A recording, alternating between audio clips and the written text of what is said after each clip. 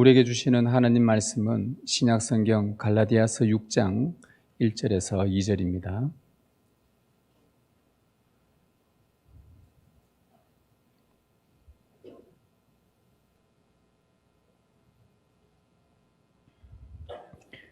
한 목소리로 주님의 말씀을 같이 읽도록 하겠습니다.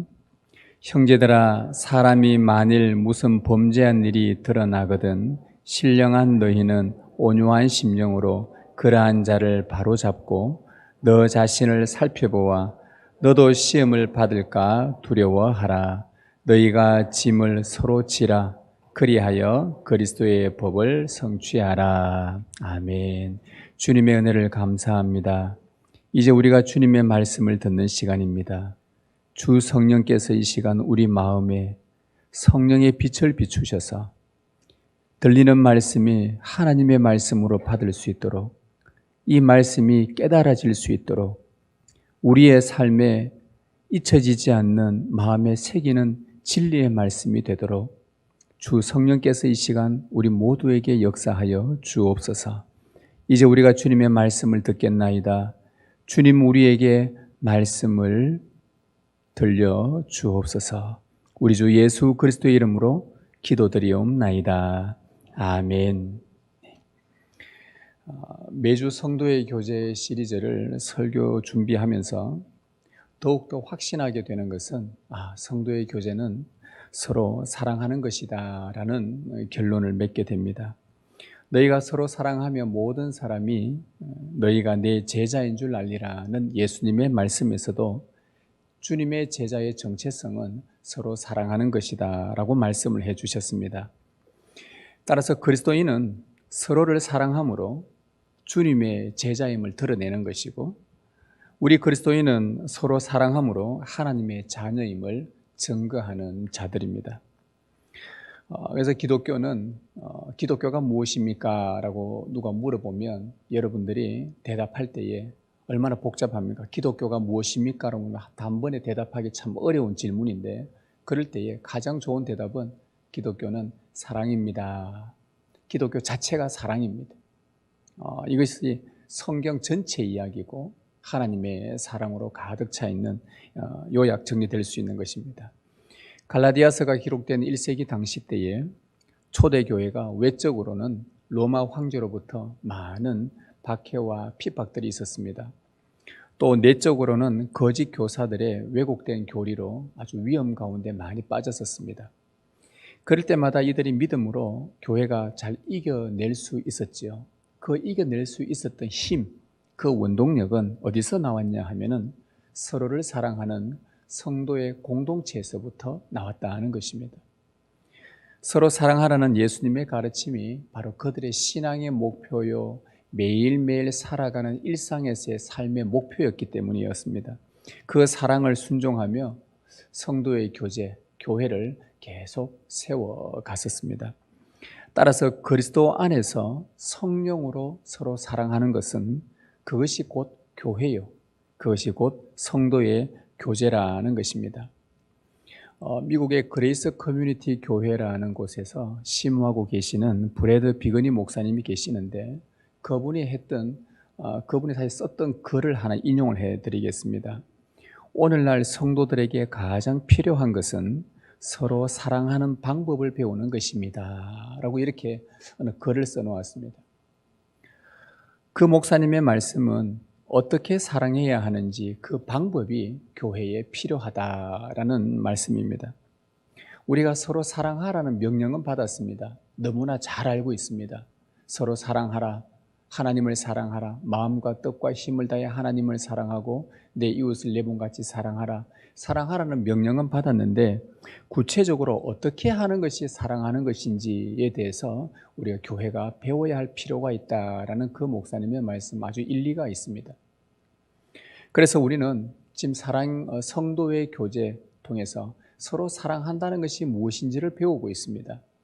우리가 2주 전에 시편 122편 말씀으로 성도의 교제란 서로의 평안을 위해서 기도하는 것이라고 배웠습니다. 그렇다면 여러분이 형제 자매의 옆에 있는 지체들의 평안을 위해서 계속 기도하고 있다면 그것이 곧 서로 사랑하는 방법입니다. 내가 예수님의 제자요 하나님의 자녀임을 증거하는 삶입니다. 여러분 옆에 있는 지체들을 위해서 이번 한 주간 그들의 평화를 위해서 기도하셨습니까? 그렇다면 여러분은 주님의 자녀요 성도의 교제로 서로 사랑하고 있다는 것을 증명해 보이는 삶입니다. 그리고 지난주에는 우리 유다서 말씀을 통해 성도의 교제란 서로의 믿음을 위해 힘써 싸우는 것이라고 배웠습니다. 형제자매가 악한 문화에 빠지지 않도록 혹 악에 빠져 있다면 그들을 어떻게든지 건져내도록 여러분이 그들의 믿음을 위해 힘써 싸우고 있다면 그것이 서로 사랑하는 방법이라는 것입니다. 성도의 교제란 우리가 이렇게 서로를 사랑하는 방법을 교회가 계속 만들어가고 또 이것이 필요하다고 말씀을 합니다. 오늘 우리는 갈라디아서 6장 1, 2절 말씀을 통해 성도의 교제를 또 하나 배울 것입니다. 성도의 교제란 서로 짐을 지는 것입니다. 입니다. 여러분이 형제 자매의 짐을 진다면 옆에 있는 지체들의 짐을 진다면 그것이 서로 사랑하는 것이요 성도의 교제를 하고 있다는 증거입니다. 우리 사람은 누군가에게 짐을 지우는 것을 굉장히 부담스러워하고 불편해하죠. 그러나 부득이하게 짐이 되는 경우가 있습니다. 오늘 그 말씀들을 함께 좀 나누어 보려고 합니다. 서로의 평안을 위해서 기도하고 또 서로의 믿음을 위해 힘써 싸운다 하더라도 교회 안에는 믿음이 약하여서 넘어지는 지체들이 있습니다. 그 넘어진 자들은 바로 교회가 함께 져야 할 짐입니다. 그 짐을 질 때에 우리 성도의 사랑의 교제를 하는 것입니다. 오늘 1절 말씀을 한번 보십시다. 형제들아 사람이 만일 무슨 범죄한 일이 드러나거든 신령한 너희는 온유한 심령으로 그러한 자를 바로잡고 너 자신을 살펴보아 너도 시험을 받을까 두려워하라고 되어 있습니다. 교회 안에 어떤 형제, 물론 형제만이 아니라 자매일 수도 있고 여러 가지 가능성이 있는 성도들의 모든 자들을 이야기합니다. 그들이 무슨 범죄한 일이 드러났을 때 교회 안에서 그러면 교회는 어떻게 그 문제를 해결해야 서로 사랑하라는 명령을 따라 성도의 교제를 할 수 있는지에 대한 내용입니다. 여기서 어떤 형제가 범죄한 일이 드러났다 할 때 이 범죄한 일이라는 것은 의도적으로 무슨 죄를 범했다는 것이 아닙니다. 우리 안에 성령이 있는 여러분들은 성령이 거하는 성도들은 의도적으로 계획적으로 뭔가 악한 일을 도모하면서 죄를 지으려고 하지 않습니다. 여기서 형제 중에 범죄한 일이 드러났다라는 이 범죄하다라고 쓸 때는 사도 바울이 범죄하다를 쓸 때는 수동태로 썼습니다. 의도가 있다는 말이죠. 그러니까 바울의 의도는 수동태로 썼다는 건데 이것이 의미하는 것은 어떤 성도가 상황을 맞닥뜨렸는데 그 상황을 이겨낼 믿음이 약하여서 죄에 빠지게 된 경우를 말합니다. 이것이 수동태가 가지는 의미입니다. 능동태면은 막 내가 능동적으로 죄를 적극적으로 짓는다는 말인데 수동태로 썼다는 말은 내가 맞닥뜨린 어떤 상황 또 어떤 사건, 어떤 사람의 행동, 교회 안에 일어난 여러 일들을 보고서 내가 믿음이 약하여서 그것을 이겨낼 힘이 없어 나도 모르게 죄에 빠지게 된 경우, 시험에 든 경우 이것이 수동태로 썼다는 의미입니다. 그래서 죄를 지으려고 의도했다기보다는 성숙하지 못한 나의 믿음 때문에 어떤 상황을 이겨내지 못하고 시험에 들어 죄에 빠진 경우를 말합니다. 1절 끝부분이 그것을 증명해 줍니다. 너 자신을 살펴보아 너도 시험을 받을까 두려워하라 라고 한 너 자신을 잘 살펴서 시험에 빠지지 않도록 하라는 이 권면을 보면은 시험을 받아서 죄에 빠졌음을 우리가 짐작할 수가 있습니다. 그래서 이 본문에 나오는 범죄한 일은 원뜻은 발을 헛디디다, 곁에서 넘어지다 라는 그런 의미입니다. 즉 의도적이라기보다는 어떤 사람이 저지른 일을 보고 어떤 일어난 상황들을 보고 자기 믿음이 그 상황을 감당하지 못해서 시험에 들어서 넘어진 것입니다. 낙심하여 죄에 빠지게 된 것을 말합니다. 자, 그렇다고 해서 죄에 빠진 것을 누구의 탓으로 돌릴 수도 없습니다.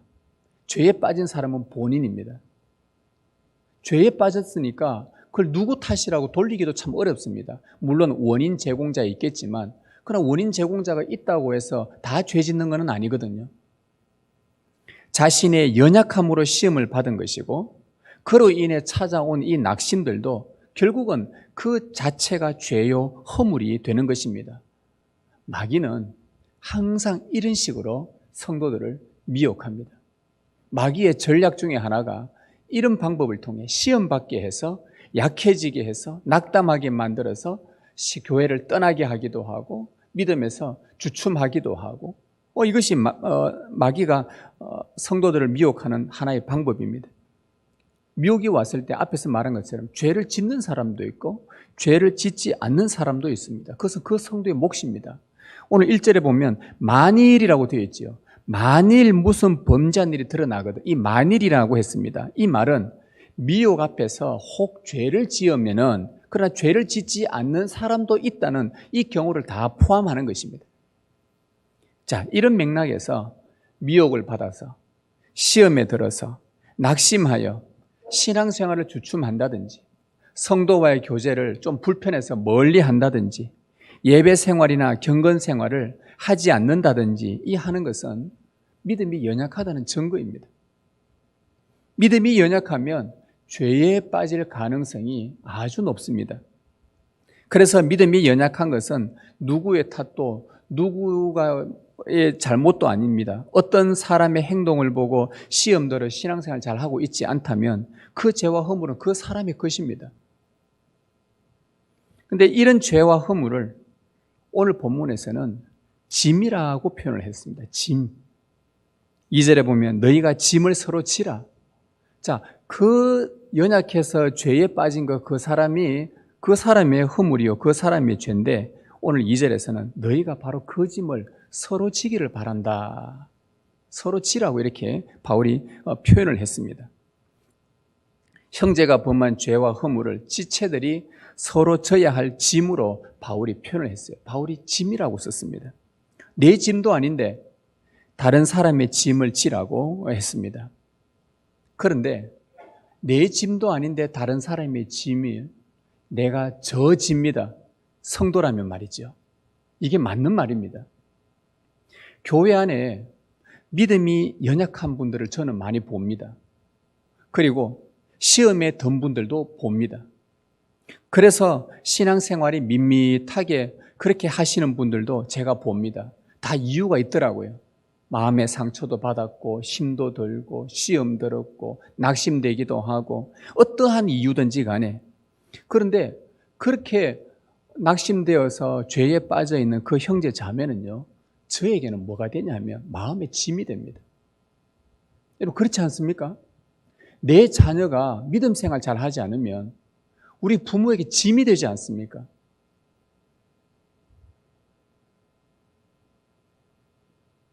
여러분 짐이 된다고 하니까 우리 한국 사람들의 정서상에서는 짐이 된다고 하면 아주 부정적인 의미를 갖고 있습니다. 짐이 된다고 하니까 제가 막 불쾌하고 참 힘든데 하면서 불편한 감정을 가진다라는 그런 말이 아닙니다. 이 오늘 본문의 전후 맥락을 살펴볼 때에 이 짐이라는 것은 시험에 든 형제의 믿음의 연약함을 보고 그 허물들을 보고서 그 영혼이 염려가 되고 걱정도 되고 어떻게 저 영혼을 다시 저 형제를 저 자매를 회복시킬 수 있을까 라며 고민하는 측면에서 긍정적인 면에서 짐이 되는 것입니다. 그래서 이러한 짐은요 지는 것이 우리 영혼에 유익이 있습니다. 귀찮고 불편하다고 해서 내버려 두면요 본인한테 하나님 앞에서 배울 수 있는 주님을 닮아갈 수 있는 그 기회를 놓쳐버리는 겁니다. 오히려 이런 짐은 우리가 지는 것이 좋습니다. 그래서 바울이 오늘 이런 부분들을 짐이라고 표현하면서 짐을 서로 지라고 그렇게 우리에게 명령을 했습니다. 자, 여기서 제가 성도의 교제가 무엇인지 정의를 하나 내려드리겠습니다. 우리가 매주마다 성도의 교제가 무엇인지 지금 정의를 하나씩 내리고 있는데 오늘 이 본문을 통해서 성도의 교제가 무엇인가? 성도의 교제란 연약한 지체가 시험에 들어 죄에 빠졌을 때 그 지체의 무거운 짐을 우리가 함께 지는 것입니다. 이것이 성도의 교제입니다. 연약한 지체가 시험에 들어 죄에 빠졌을 때 그 지체의 무거운 짐을 우리가 함께 지는 것. 이게 성도의 교제입니다. 여러분, 이런 맥락에서 여러분은 성도의 교제를 잘하고 계십니까? 우리가 함께 만나서 차도 마시고 식사도 같이 하고 교제도 하고 나누기도 하고 여행도 가기도 하고 그렇게 시간들을 잘 보냅니다. 그것도 성도의 교제 안에서 필요합니다. 이게 다 도구로서 필요하죠. 참된 성도의 교제를 해 나가기 위한 도구로서 그것이 필요한 거지 그게 목적은 아니겠죠. 그렇게 모여서 뭐 하느냐? 믿음이 연약한 지체들이 우리 눈에 보이면 그들이 그로 말미암아 시험들어 죄에 빠졌을 때 그 지체의 무거운 짐을 우리가 어떻게 질까? 어떻게 저를 회복시킬 수 있을까? 함께 지혜를 모으고 함께 나누고 함께 이 부분들을 해결해 나가는 것, 이게 성도의 교제라는 말입니다. 교회는 서로 사랑하는 성령의 공동체이기 때문에 이것이 당연한 것으로 받아들입니다. 여러분, 누구에게나 육신의 연약함이 있습니다. 누구에게나 이 생각의 연약함이 있습니다. 누구에게나 정서적으로 연약한 사람들이 있어요. 누구나 믿음이 연약한 분들이 있습니다. 저도 마찬가지입니다. 저도 참 연약한 사람입니다. 누구든지 시험에 들어 죄에 빠질 수 있습니다. 우리 모두는 다 가능성이 있습니다. 오늘 여기에 나오는 만일 어떤 형제가 할 때 어떤 형제는 어떤 지목한 한 사람이 아니라 물론 그때 당시 때는 그 사건이 일어났지만 교회 안에 이거는 누구든지 다 예외 없이 적용될 수 있는 사람이라는 말입니다. 누구든지 연약해서 이렇게 시험에 들어 죄에 빠질 수 있습니다. 그 죄로 인해 당사자뿐만 아니라 다른 지체들의 마음에도 그것이 짐이 됩니다. 이게 성령의 공동체라는 뜻입니다. 네가 시험에 들어 죄에 빠졌으니까 네가 책임져라, 이것이 아닙니다. 교회 구성원의 죄는요, 교회 안에, 신매교회 안에 모든 권속들의 그 구성원이 낙심하여 범해진 그런 죄는 그 사람만의 책임이 아니라 목회자가 져야 될 짐이요, 직분자가 져야 할 짐이요, 우리 옆에 있는 지체들이 함께 져야 할 짐입니다. 우리는 서로 사랑하라는 주님의 명령으로 하나된 성령의 공동체이기 때문입니다. 죄에 빠진 자가 있다면 교회가 그것을 짐으로 여기고 그 짐을 부담스러운 거나 불편한 것이 아니라 긍정적인 의미에서 짐으로 여기고 어떻게 그 문제를 해결할 것인지 함께 지혜를 모으는 것이 성도의 교제입니다. 자, 그러면 우리는 서로 짐을 지는 이 방법을 배워서 성도의 교제를 이루어 가야 하는데 그 방법이 뭔가 오늘 1절에서 우리에게 잘 알려줍니다. 1절을 다시 보시면 형제들아 사람이 만일 무슨 범죄한 일이 드러나거든 신령한 너희는 온유한 심령으로 그러한 자를 바로 잡고 라고 나옵니다. 이 구절 안에 우리가 서로 짐을 지는 방법을 알려줍니다. 그런데 그 형제의 짐을 누가 져야 하는지도 알려주고 무엇을 어떻게 져야 하는지도 알려주고 어떻게 그 짐을 지면서 해결해야 되는지도 알려줍니다. 여기 보면 형제의 연약함으로 찾아온 짐을 누가 져야 한다고 말합니까? 신령한 너희는, 신령한 우리는, 신령한 교회가 이 짐을 져야 된다고 합니다. 그리고 무엇을 하라고 합니까? 그것을 바로 잡아야 된다고 합니다. 그리고 어떻게 바로 잡아야 되는가? 온유한 심령으로 해야 된다라고 우리에게 알려줍니다.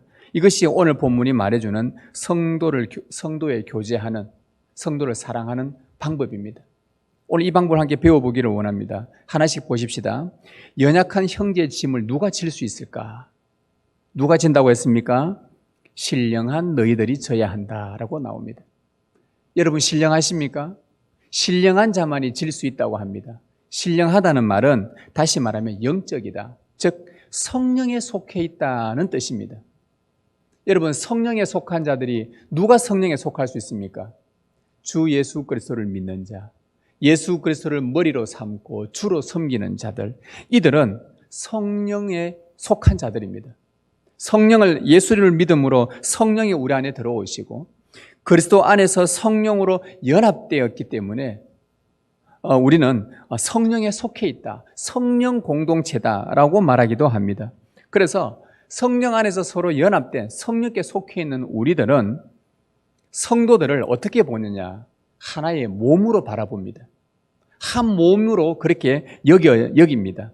한 몸이다 보니까 어떤 지체가 아프면요, 내 몸 안에서 손가락이라는 요 지체가 아프면 그 아픔을 다른 지체가 짐으로 여깁니다. 니는 손가락이 아프니까 내 간은 여기에 신경 안 쓰고 상관없다, 이럴 수가 없다는 것이죠.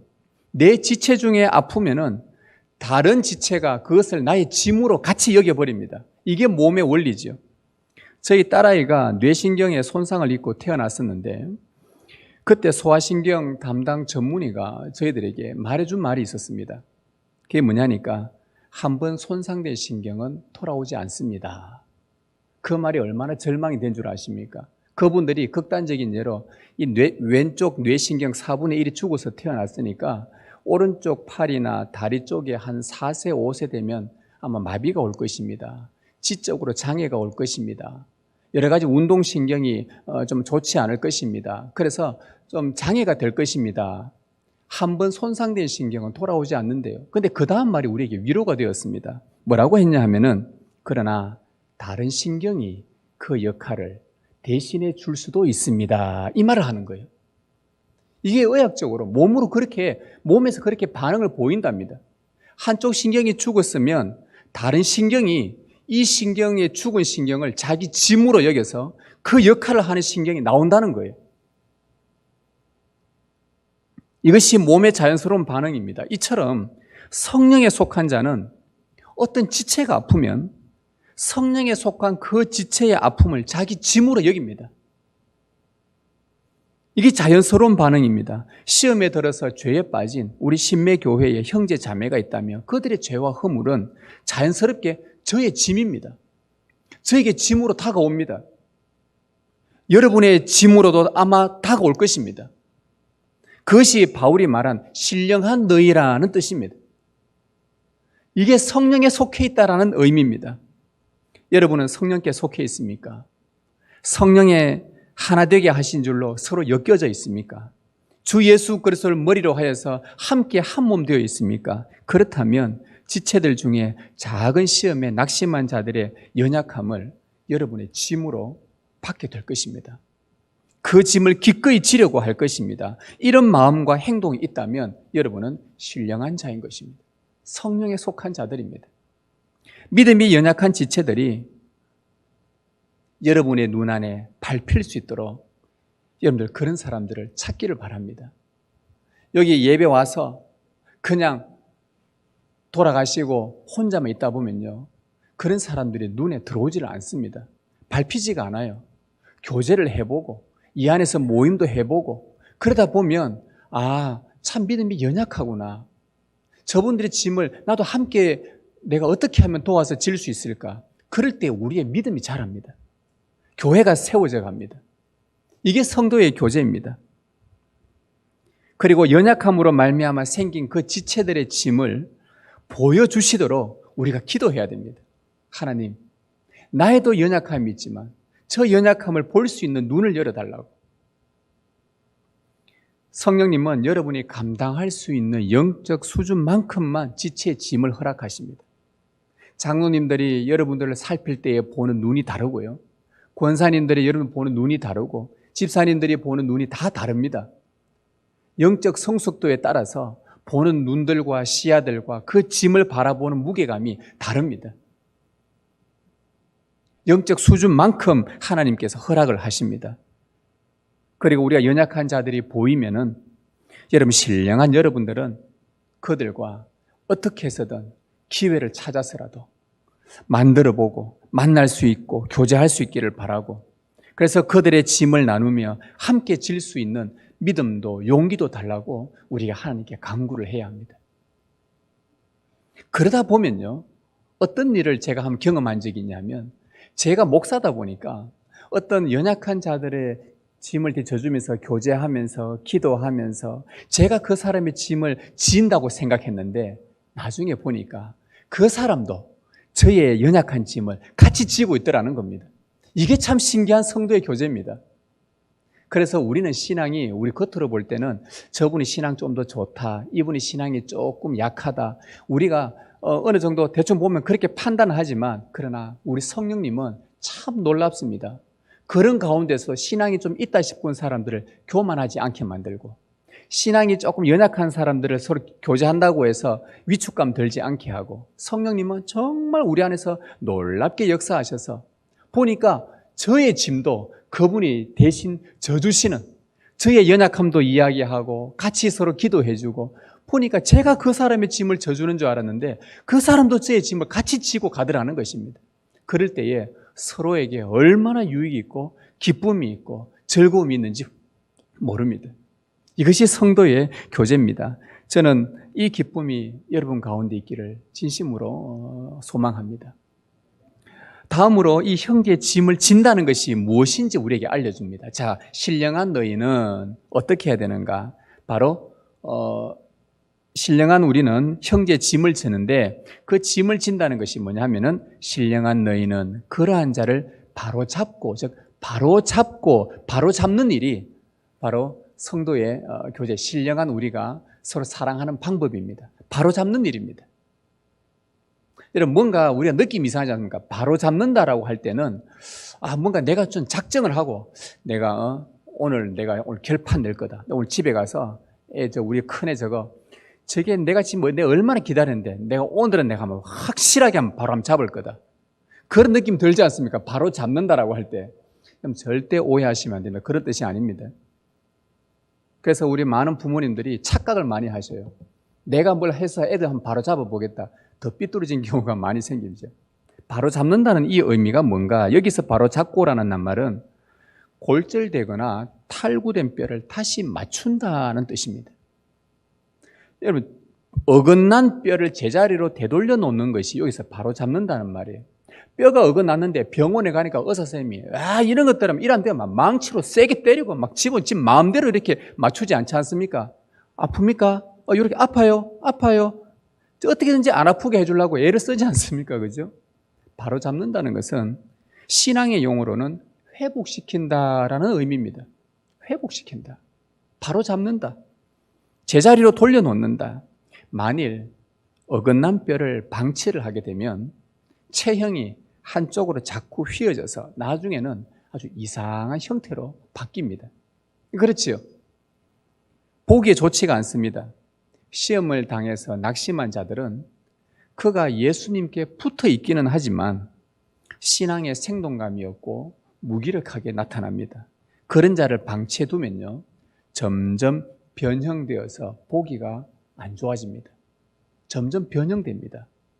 왜냐하면 그냥 방치해 두니까 본인들이 접할 수 있는 것은 성경이 아니고, 본인 접할 수 있는 것은 성도의 교제 안에서 답을 찾지 않고 세상의 여러 가지 많은 원리들과 가치 속에서 그래, 인생은 이런 거야, 인생관은 이런 거야, 그래, 내가 추구할 건 이런 거야 하면서 자기 개발서에 나오는 물론 그 안에 나오는 내용들이 좋은 것도 있지만은 그 속에 깊이 한 발자국 더 들어가고 두 발짝 들어가고 세 발짝 깊이 들어가다 보면 그 사이에 사단의 올무가 있습니다. 성경에서 답을 찾지 않으면, 우리 성도는요. 그래서 거기에서 계속 방치를 하게 되면 나중에 바로 잡기가 너무 힘든, 변형이 너무나 심하게 되어져 버린 그런 모습을 보게 됩니다. 정서도 변형이 되어져 있고 생각도 성경적이지 않고 그가 행동하는 의지적인 여러 부분들도 봐도 많이 휘어져 있는 그런 모습들을 보게 되죠. 따라서 성령에 속한 우리는 그런 자들을 본래의 신앙의 자리로 되돌려 놓는 일에, 즉 회복시키는 일에 우리가 힘을 쓰는 것이 짐을 지는 방법입니다. 바울은 이 바로잡고라는 이 단어를 쓸 때요, 명령형으로 썼습니다. 그 말뜻은 해도 되고 안 해도 되는 선택이 아니라 성령에 속한 자라면 반드시 해야 되는 의무라는 말이죠. 성령에 속한 자가 아니라면 나와 아무 상관없으니 굳이 내가 거기에 말려들고 싶지 않다는 핑계로 아무것도 하지 않을 것입니다. 그러나 바울은 적극적으로 명령합니다. 그러한 자를 바로 잡아라. 바로 잡아야 된다. 시험에 든 자를 회복시키는 일이 여러분 어떻습니까? 참 어렵지 않습니까? 제가 한번 시험에 든 자들이나 마음이 상한 자들을 한번 돌이켜 보려고 참 애를 많이 썼을 때에 참 그게 돌아오는 것이요. 너무 오래 걸립니다. 참 쉽지 않습니다. 에너지가 많이 듭니다. 힘이 많이 들어요. 예전에 제가 이전 교회에서 부교육자를 했을 때 새가족부를 좀 오래 담당한 적이 있었는데 65세 한 여성분이 등록을 하셨어요. 그래서 이런저런 얘기를 나누다 보니까 본인이 24살까지 대학 그래도 그 연세에 그때 대학을 나오셨어요. 대학 다닐 때까지 고등학교 때 학생회장하고요. 대학 다닐 때에 선교 활동도 하고요. 얼마나 열심히 했는지 몰라요. 그런데 상처를 받은 거예요. 교회 안에서. 누가 상처 줬는지는 모르겠는데 그분이 그건 자세히 이야기 안 했는데 하여튼 교회 안에 어떠한 일들, 일어난 것들, 사람을 통해서 상처를 받아서요. 그때부터 교회를 안 나갔는데 65세에 오신 거예요. 40년 동안. 여러분 한 사람이 이렇게 시험 당하면은 한 번 돌이키는 데가 이토록 오래 걸립니다. 어떤 사람은 한 달, 어떤 사람은 1년, 어떤 사람은 5년, 10년 이렇게 40년 걸리는 사람도 있단 말이죠. 그 세월이 너무너무 아깝더라는 겁니다. 너무너무 세월이 아까워요. 그 세월 동안 주님을 위해서 살았다고 한다면 얼마나 많은 주님께 영광 돌렸을까 생각해 보니까 한편으로는 마음이 안타까웠고 지금이라도 왔으니 이제부터라도 함께 믿음 가운데 거하자고 그렇게 권면할 수밖에 없었습니다. 많은 인내를 요합니다. 그런 자들을 돌이키는 데는. 그럼에도 불구하고 그곳에 우리는 시간이 얼마나 걸리든지 간에 마음을 두고 전심을 다해야 합니다. 신령한 자들이라면 말이죠. 언젠가는 돌아오겠지만 그렇다고 가만히 두는 것이 아니라 할 수 있는 한 기회를 자꾸 만들어서 자주 만나고 교제하며 회복시키는 일에 마음을 쏟는 것이 우리 신령한 자들이 해나가는 사랑하는 방법을 배우는 성도의 교제하는 방법입니다. 종교개혁자 루트가요 이런 말을 했습니다. 그에게 달려가 즉 시험당해서 낙심하여 죄에 빠진 그들에게 달려 이 본문을 주석하면서 종교개혁자 루트가 한 말입니다. 그에게 달려가 당신의 손을 내밀고 그를 다시 일으키고 친절한 말로 위로하며 어머니 같은 말로 그를 안아주라. 여러분 루트가 어떤 사람인 줄 압니까? 정말 성격 급한 사람입니다. 다혈질입니다. 막 은혜 받았다가다고요. 약간의 공격 오면 또 순간 확 침울해졌다가요. 또 다시 하나님 앞에서 막 나아갔다가 이 사람이요. 심지어는 무슨 말까지 했냐니까 성경 66권 중에 야고보서는 지푸라기 서신이다. 쓸모없는 거니까 갖다 내버려야 된다라고 말한 사람입니다. 그가 믿음으로 구원받는다는 이 교리 때문에 야고보서는 믿음으로 구원받는다는 말보다 행함으로 너의 믿음을 증명하라. 사실은 이 믿음을 더 포괄적으로 말한 건데 믿음으로 구원받는 말이 자세히 안 나오니까 이 야고보서는 빼버려라. 이 정도로 이 루터가 종교개혁자의 이 첫 출발자로서 아주 이 과격하고 이런 사람이었어요. 그런데 이런 사람이 뭐라 그랬냐? 낙심된 자들을 그 사람 치워버려라. 뭐가 다 필요 없다. 뭐 지 책임이지. 이게 아니고요. 그가 한 말입니다. 그에게 달려가서 당신의 손을 내밀고 그를 다시 일으키고 친절한 말로 위로하며 어머니 같은 말로 그를 안아주라. 얼마 동안요? 돌아올 때까지요. 바로 잡는 그날까지, 회복시키는 그날까지 시간이 얼마나 걸리든지 간에 그렇게 하라는 겁니다. 이것이 짐을 진다는 의미요. 성도가 사랑한다는 행위입니다. 우리는 이 성도의 교제가 있어야 하겠습니다. 그리고 마지막 한 가지는 그러면 다음은 어떻게 바로 잡아야 하는지 방법을 알려줍니다. 어떻게 잡으라고 합니까? 온유한 심령으로 바로 잡아라. 온유한 심령으로. 온유한 심령이 필요하다. 이 온유한 심령이라는 말은 좀 더 정확하게 번역하면 성령 안에 있는 성령에 속한 온유함으로라는 말입니다. 갈라디아서에서 온유는 성령의 열매로 나타나지요.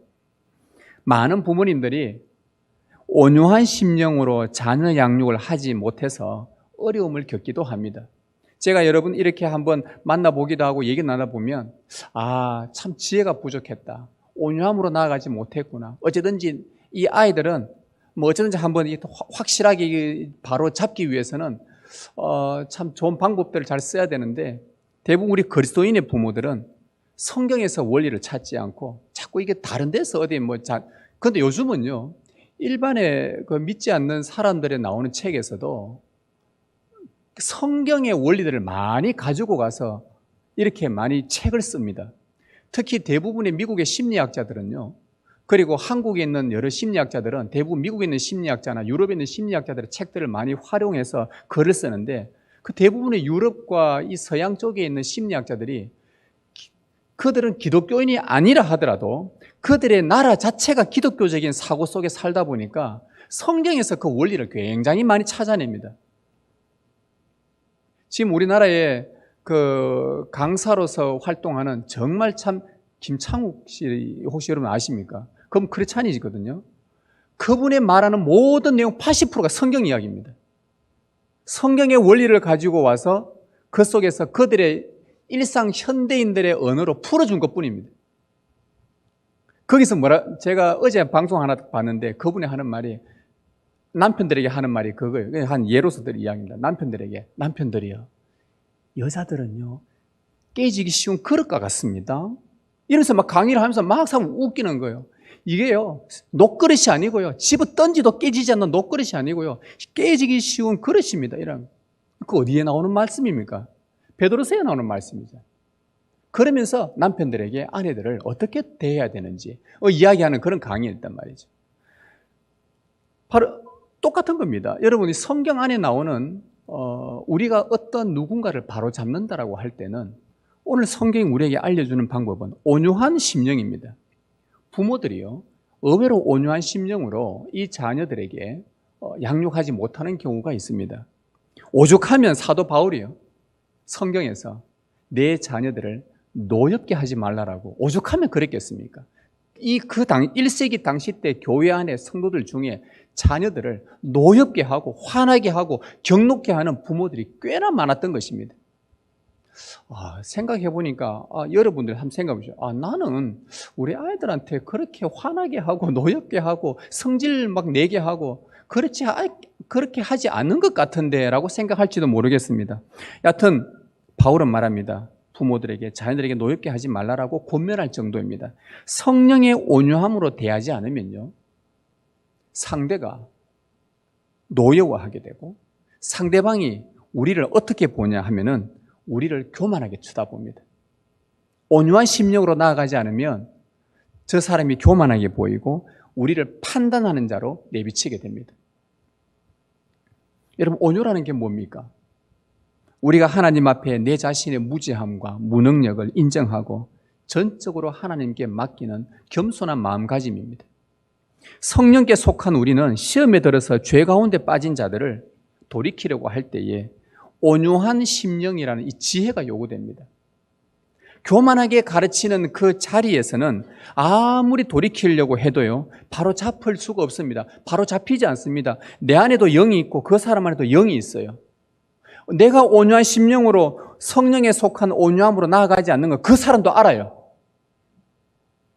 그래서 뭔가 바로 잡아보려고 바로 돌이켜보려고 좋은 의도로 했지만 이 사람 속에 온유한 심령이 아니라는 걸 상대도 알기 때문에 참 교만하게 안 들어옵니다. 돌아오려고 하질 않습니다.